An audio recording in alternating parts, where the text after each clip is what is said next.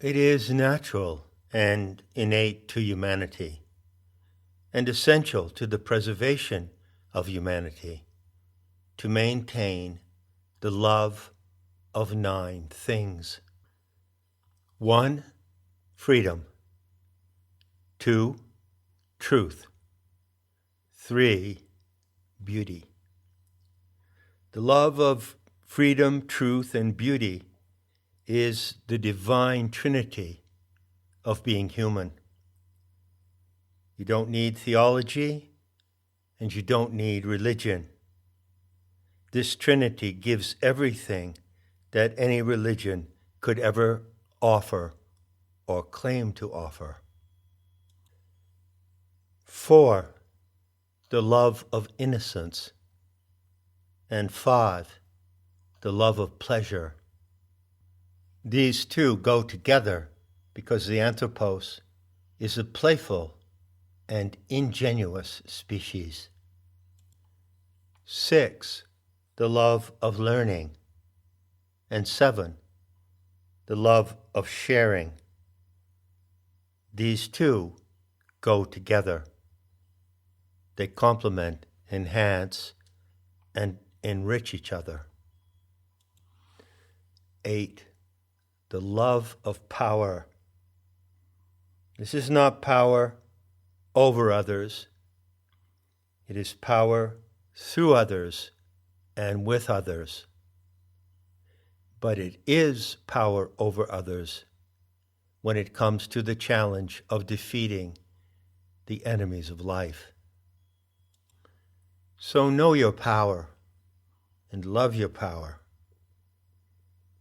9.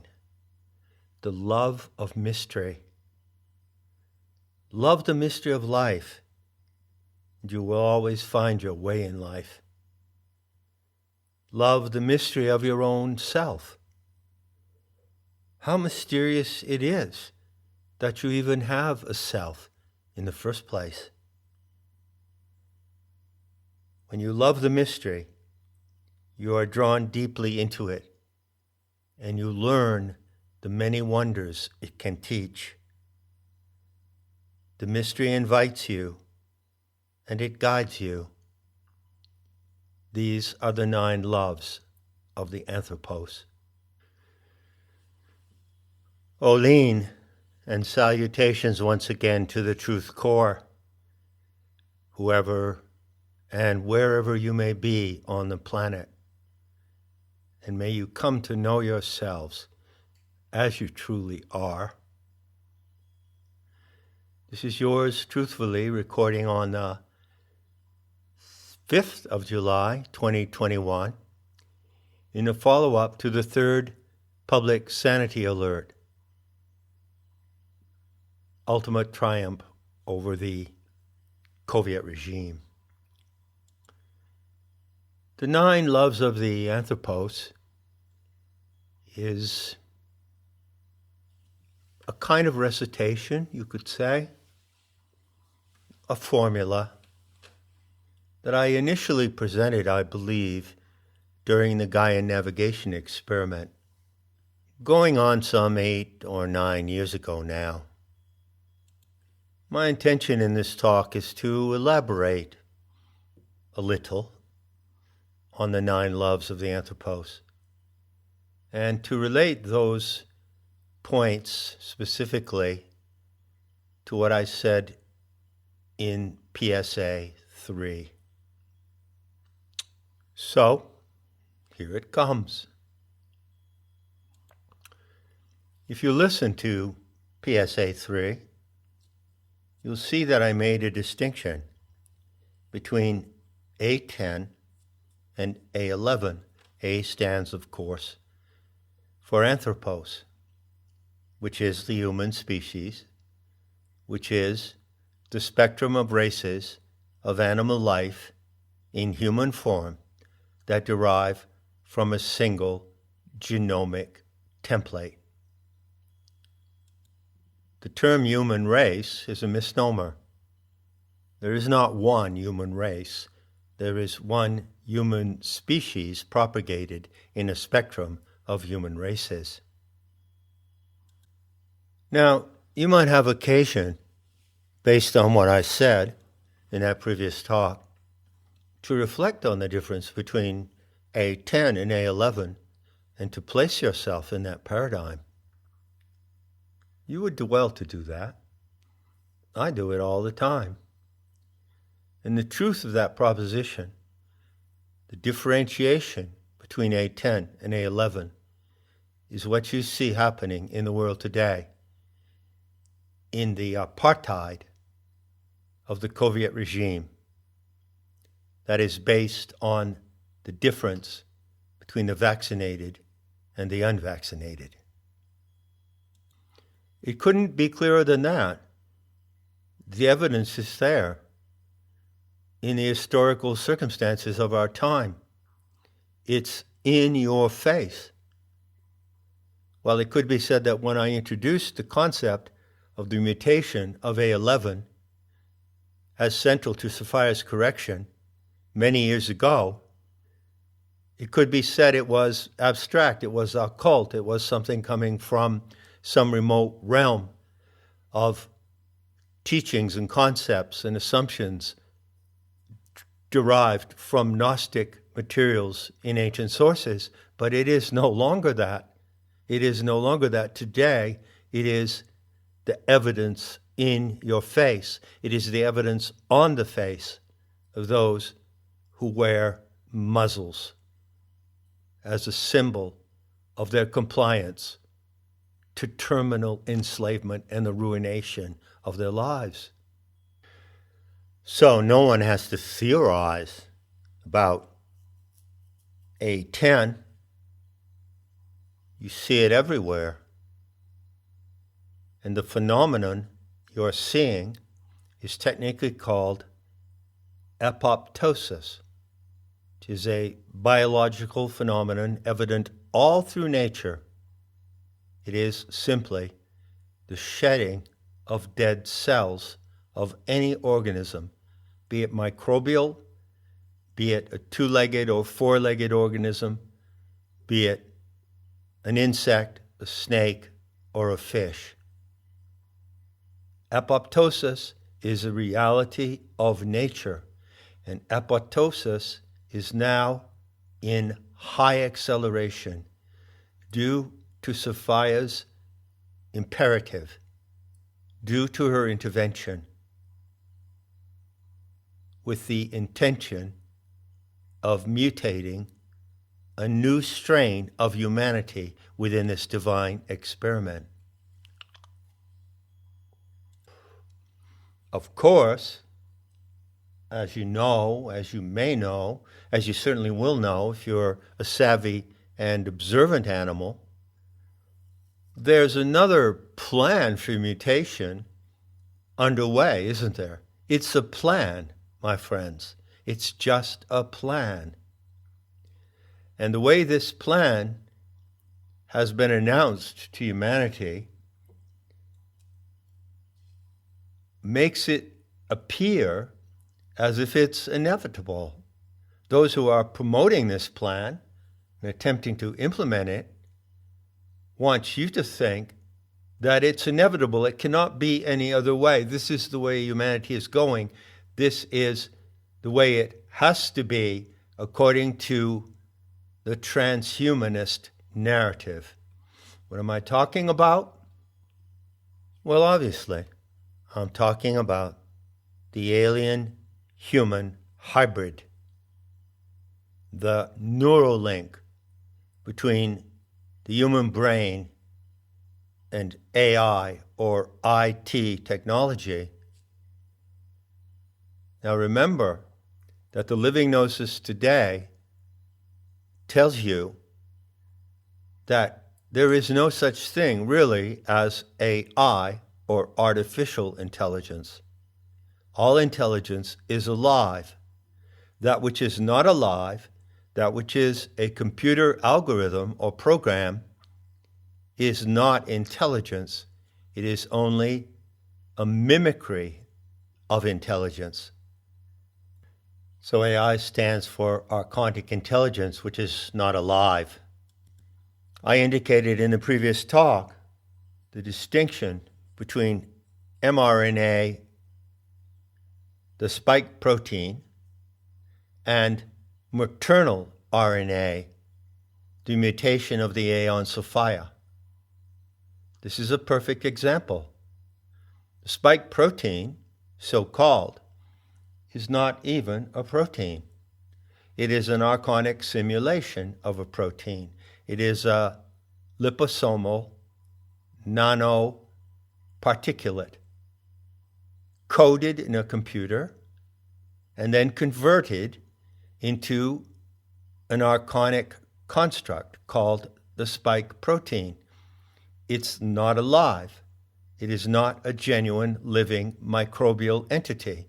It is an archonic implant. It's clear by now to more and more conscientious animals, observant animals who can use their faculty of property and critical thinking, that the spike protein is a bioengineered weapon. The implementation of it occurs through direct injection into the human body. It is not a cow punch, which is a translation of the V word. No. It is an artificial, mutagenic implant. Now, even the manufacturers say this, and I realize I take a risk by saying what they themselves say, something that is widely broadcast, even through the mainstream media, and even through the medical information inserted in the product. And it is a pharmaceutical product. So what do they say? They say that mRNA is an agent of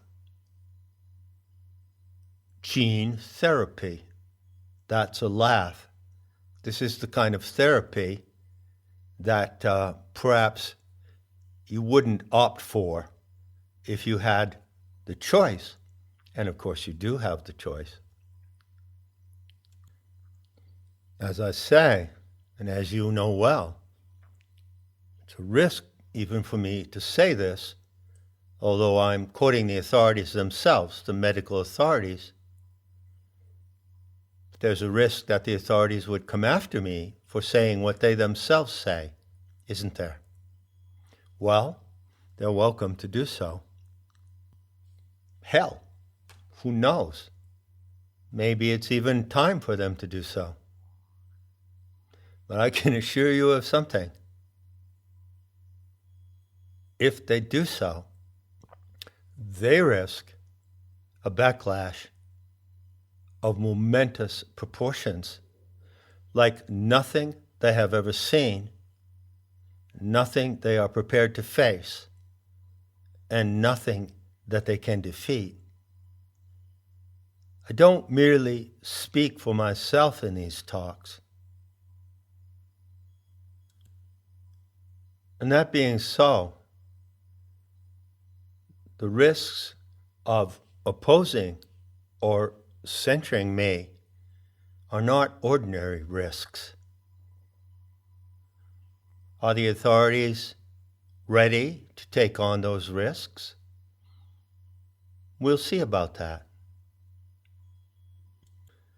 Whatever the case, I can assure you that those in the world today, in the transhumanist cabal, who assign to themselves the role of superhuman handlers of humanity, do not and cannot know what happens when they actually confront the raw power of the supernatural.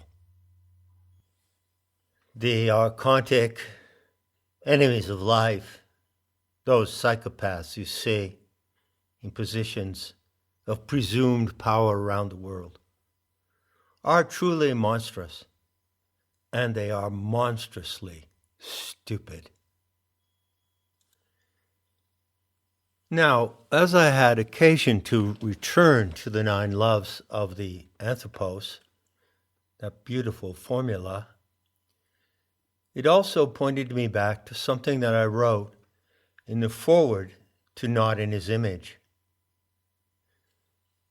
I described some difficult moments and some brutal realizations that I had as a teenager that I certainly could not handle at the time. And I wrote, I was in a terrible fix quite early in life because I was repulsed by actions and attitudes that were normally regarded as admirable. In particular, religious righteousness and moral rectitude. What the world at large considered to exemplify the best in human nature, I found to be deplorable. Living with this conflicted feeling, I came to realize that something is extremely difficult to define, namely, how humanity stands in danger of betraying itself through what it holds as its highest ideals. I wondered how such a weird proposition could be true, how the self-betrayal of an entire species could actually be effectuated in that way. End quote. Well, my friends, I can assure you that I wonder no more, nor have I wondered for quite a while. I know exactly how the self-betrayal of humanity is playing out. And so do you. So do you, if you observe what is happening in the world today due to this horrific crime against humanity that is now in progress. All that being so, I feel the necessity, in the perspective of time, to say that the 9 loves of the Anthropos are theoretical for A10, but they are existential for A11. In other words, they are the loves of A11. They are what define the character of the new humanity in this mutation. And everything that is happening to A10 to bring about their elimination from this experiment can be summarized in the 9 propositions of that formula. What is happening to A10 is happening precisely because they do not love those 9 things. If they had loved them, if they did love them, every moment and every day of their lives, none of this could ever have happened. And it is they who betray these 9 loves who are responsible for this happening. They have allowed it to happen by not observing those 9 loves. I don't think I have to go into detail to elaborate here on the proposition. I mean, just look at the first one, freedom. How could anyone who really loves freedom comply with the measures being taken today under the pretense of protecting the world from a monster microbe that has never been proven to exist and which, in fact, proves to be an algorithm, a program written in a computer in January of 2020 by Christian Drosten. Go research it. The quotation from Dostoevsky says that beauty is mysterious. You can also use the word sublime. Beauty is sublime. It is also terrible. And this is the terrible truth of beauty, that if you turn away from it, it destroys you. I guarantee you that. Not you, to whom I speak now, because I make you an exception in the friendship of strangers, but certainly anyone who turns away from the beauty and who betrays those 9 loves will be destroyed by that denial. Such is the bottom line of what's happening right now all over this planet. I call the Shaktas those who are devoted to the Aeonic Mother, the living earth, our immediate source of life. There is also a remote source of life called the originator by the Gnostics. But you cannot get to the remote source of life in any meaningful way unless you go through the immediate or local source of life. So that is the first experience of the divine, recognition of the immediate source of life. Your breath is a prayer to her. Every time you breathe out, you offer a prayer to your Divine Mother. And every time your breath returns, she returns the favor. She returns the act of recognition. Shaktas live in the continuing and deepening knowledge of that exchange. It's an exchange of joy, of gratitude, and empowerment. Now, if you'll bear with me, I'd like to devote the rest of this talk to a kind of profiling of those who will survive in the beauty to come. Those who will live through and are living through the mutation to A11. I want to emphasize in the first place that it's quite likely that some of those who will survive into the beauty to come will have played no significant part in getting there. So they're the lucky ones, because they benefit from the victory over the Soviet regime without having played a significant part in achieving that victory. And there will be some like that. So I see, all in all, 4 categories. And they go like this. The first category is the pariahs. So this category applies to all of those who survive, who were actually complicit in the crime against humanity in one way or another. They may be complicit at executive levels. In some cases, they may be complicit in the most trivial and banal enforcements of the authorities in ordinary life. So they are the accomplices to the crime, and some of them will survive. For instance, the talking heads of the mainstream media. They are the pariahs of the future. They cannot appear in the world to come without being detested and hated. They're the outcasts, and their chance of having a life worth living are extremely slow. One of the characteristics of the change in human nature that comes about with the mutation to Anthropos 11 is that the human animal becomes more ruthless toward those who are complicit in harm and deceit. So there's no mercy and no forgiveness for this category. And what will become of them, I cannot say. But they are not going to be able to live with others who consciously, willingly undertook this battle and won the victory by their courageousness and their honesty.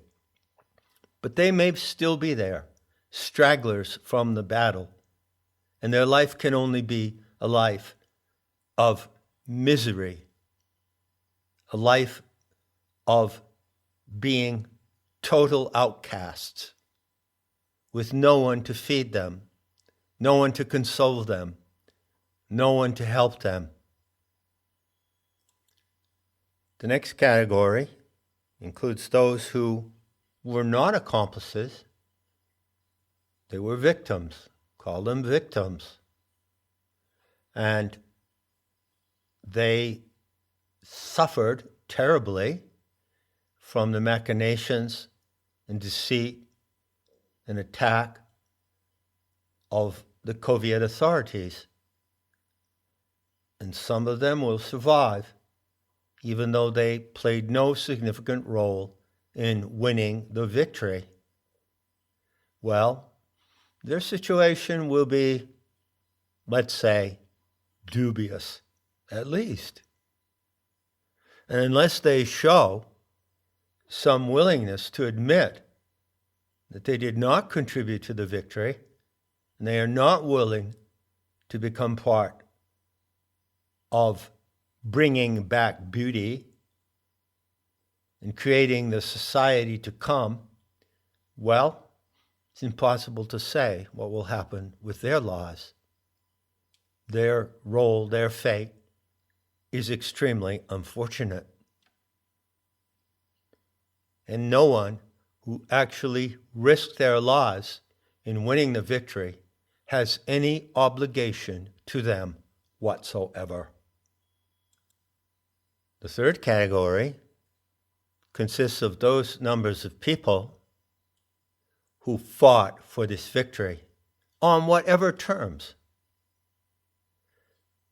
Or more specifically, those who fought on the terms that they deemed right, the terms that they saw necessary in a life or death situation without knowing the elite Gnostic intel and without having an intimate and actionable bond to the Earth Mother.